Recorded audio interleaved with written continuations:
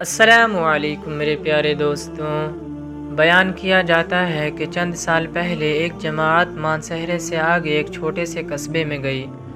اس جماعت میں ایک شخص جس کا نام ڈاکٹر نور محمد تھا، ان کا بیان ہے کہ مسجد کے باہر ادھر ادھر کافی لوگ فارغ بیٹھے ہوئے تھے۔ ہم لوگ ان کے پاس گئے اور مسجد میں آنے کی دعوت دی تاکہ وہ تعلیم میں شریک ہو سکیں۔ کچھ لوگ ہمارے ساتھ مسجد میں آنے پر تیار ہو گئے۔ ایک صاحب نے کہا کہ میں نماز کے وقت آؤں گا اور نماز کے بعد عذاب قبر کا ایک واقعہ آپ لوگوں کو سناؤں گا۔ چنانچہ ظہر کی نماز کے بعد وہ شخص ہمارے پاس آ کر بیٹھ گیا۔ اپنا تعارف کروایا کہ وہ ریٹائر فوجی نوجوان تھا۔ اس فوجی کا بیان ہے کہ 1970 کی جنگ میں ایک قبرستان میں اسلحے کا ایک عارضی ذخیرہ یعنی ایک کیمپ لگایا گیا تھا اور کچھ نوجوانوں کے ساتھ اس فوجی کی ڈیوٹی تھی۔ دن کا وقت تھا اور کوئی خاص کام نہیں تھا، چنانچہ اس نے قبرستان میں گھومنا شروع کر دیا۔ اس کا گزر ایک پرانی قبر کے پاس سے ہوا تو یوں محسوس ہوا جیسے قبر کے اندر سے ہڈیاں ٹوٹنے کی آواز آ رہی ہے۔ اس فوجی نوجوان نے بتایا کہ میں نے بندوق کے بیٹ کے ساتھ قبر کی اینٹیں ہٹائی تاکہ دیکھے کہ یہ آواز کیسی ہے۔ جیسے جیسے میں مٹی ہٹاتا گیا آواز اور تیز ہوتی گئی اور میری دلچسپی اور خوف بھی بہت بڑھتا گیا۔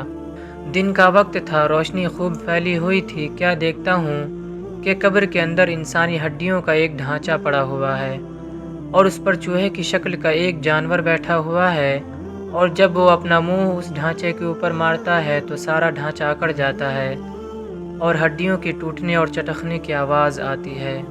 میرے سامنے اس جانور نے 3 مرتبہ اپنا منہ ہڈیوں پر مارا۔ مجھے بہت ترس آیا کہ یہ جانور اس کو بہت تکلیف پہنچا رہا ہے۔ چنانچہ رائفل سے جب میں نے اس جانور کو مارنے کا ارادہ کیا تو وہ مٹی میں چھپ گیا۔ تھوڑی دیر کے بعد وہ جانور قبر سے نکل کر میری طرف لپکا اور میرے اوپر ایسی دہشت سے سوار ہوا کہ میں اسے مارنا بھول کر اپنی جان بچانے کی خاطر بھاگ کھڑا ہوا۔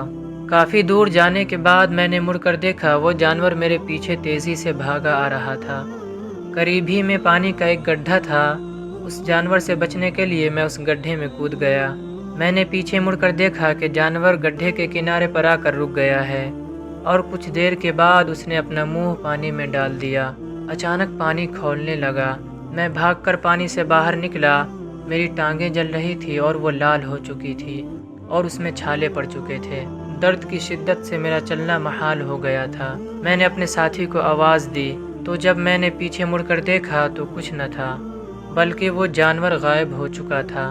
چنانچہ مجھے ایبٹ آباد کے ہسپتال میں داخل کروا دیا گیا اور پھر وہاں سے راول پنڈی کے بڑے فوجی ہسپتال میں منتقل کر دیا گیا۔ میری ٹانگوں کا گوشت گلنا شروع ہو گیا تھا اور ہر وقت بدبودار پیپ اور خون بہتا رہتا تھا۔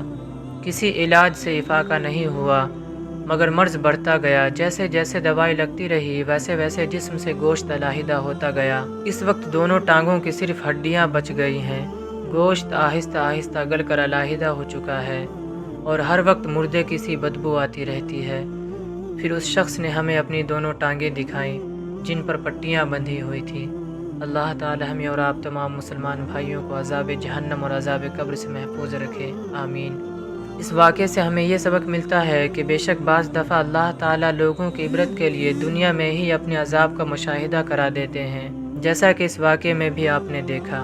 امید ہے یہ ویڈیو آپ کو ضرور پسند آئی ہوگی، تو کمنٹ میں ایک مرتبہ استغفر اللہ ضرور لکھیں اور ایسے ہی اسلامک ویڈیو دیکھنے کے لیے ہمارے چینل کو سبسکرائب کریں۔